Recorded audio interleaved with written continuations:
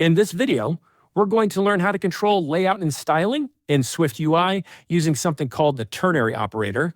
We'll also learn how to animate views, update button text, and make our UI dynamic in a clean and simple way. We start with state, which is how SwiftUI lets us store and update values that affect the UI. When as expanded changes, SwiftUI automatically redraws the view. Here, we'll use it to control whether something is expanded or collapsed.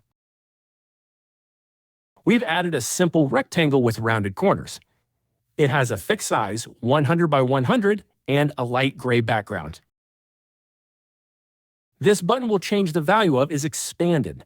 Toggle means if it's true, make it false, and if it's false, make it true. We wrap it in with animation so any visual changes are animated smoothly.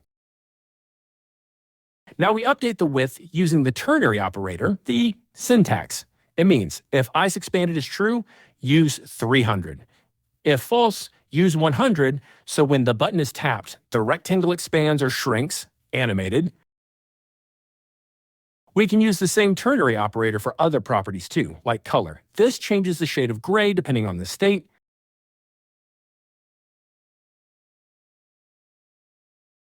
You can even use the ternary operator for text. If isExpanded is true, the button will say close, otherwise it says open.